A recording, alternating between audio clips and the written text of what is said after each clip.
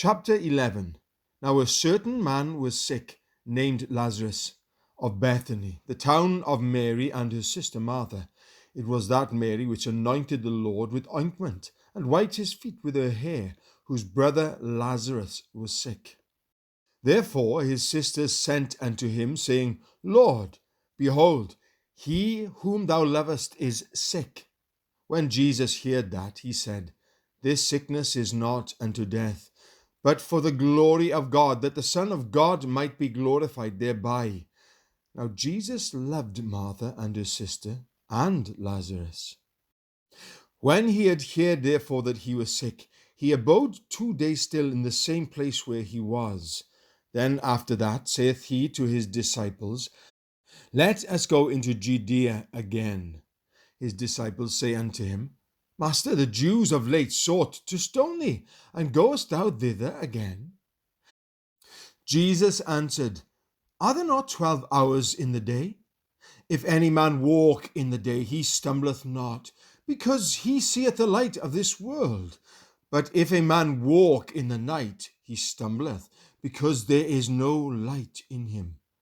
These things said he, and after that he saith unto them, Our friend Lazarus sleepeth, but I go that I may awake him out of sleep. Then said his disciples, Lord, if he sleep, he shall do well. Howbeit Jesus spoke of his death, but they thought that he had spoken of taking of rest in sleep. Then said Jesus unto them plainly, Lazarus is dead, and I am glad for your sakes that I was not there, to the intent that ye may believe. Nevertheless, let us go unto him. Then said Thomas, which is called Didymus, unto his fellow disciples, Let us go also, that we may die with him. Then when Jesus came, he found that he had lain in the grave 4 days already. Now Bethany was nigh unto Jerusalem, about 15 furlongs off, and many of the Jews came to Martha and Mary to comfort them concerning their brother. Then Martha, as soon as she heard that Jesus was coming, went and met him, but Mary sat still in the house. Then said Martha unto Jesus, Lord, if thou hadst been here, my brother had not died. But I know that even now, whatsoever thou wilt ask of God, God will give it thee. Jesus saith unto her, Thy brother shall rise again. Martha said unto him, I know that he shall rise again in the resurrection at the last day. Jesus said unto her, I am the resurrection and the life. He that believeth in me, though he were dead, yet shall he live. And whosoever liveth and believeth in me shall never die. Believest thou this? She saith unto him, Yea, Lord, I believe that thou art the Christ, the Son of God, which should come into the world. And when she had so said, she went her way, and called Mary her sister secretly, saying, The Master is come, and calleth for thee. As soon as she heard that, she arose quickly and came unto him. Now Jesus was not yet come into the town, but was in that place where Martha met him. The Jews then which were with her in the house and comforted her, when they saw Mary, that she rose up hastily and went out, followed her, saying, She goeth unto the grave to weep there. Then when Mary was come where Jesus was, and saw him, she fell down at his feet, saying unto him, Lord, if thou hadst been here, my brother had not died. When Jesus therefore saw her weeping, and the Jews also weeping which came with her, he groaned in the spirit, and was troubled, and said, Where have ye laid him? They said unto him, Lord, come and see. Jesus wept. Then said the Jews, Behold, how he loved him. And some of them said, Could not this man, which opened the eyes of the blind, have caused that even this man should not have died? Jesus therefore, again groaning in himself, cometh to the grave. It was a cave, and a stone lay upon it. Jesus said, Take ye away the stone. Martha, the sister of him that was dead, saith unto him, Lord, by this time he stinketh, for he hath been dead 4 days.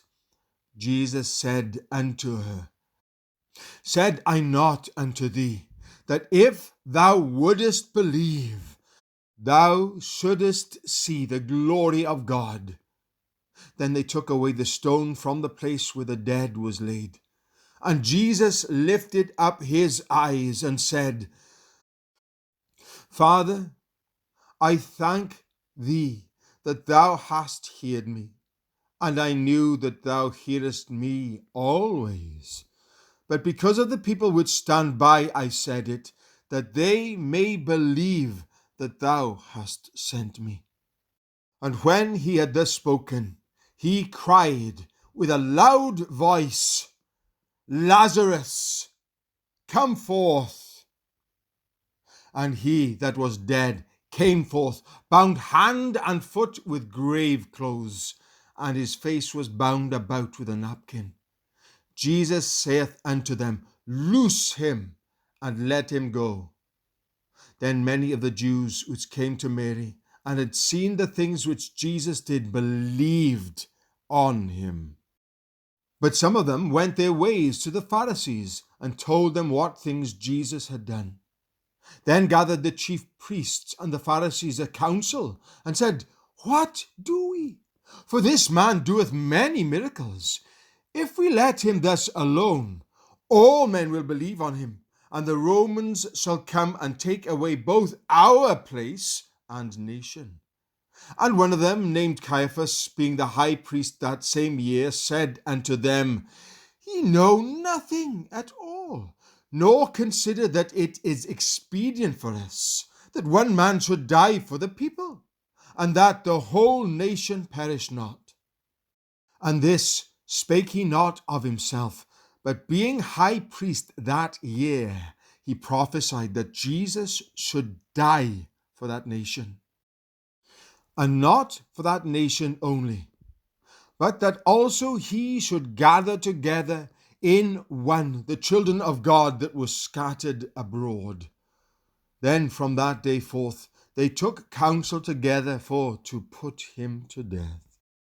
Jesus therefore walked no more openly among the Jews, but went thence unto a country near to the wilderness, into a city called Ephraim, and there continued with his disciples. And the Jews' Passover was nigh at hand, and many went out of the country up to Jerusalem before the Passover to purify themselves. Then sought they for Jesus, and spake among themselves as they stood in the temple, What think ye, that he will not come to the feast? Now both the chief priests and the Pharisees had given a commandment that if any man knew where he were, he should show it, that they might take him.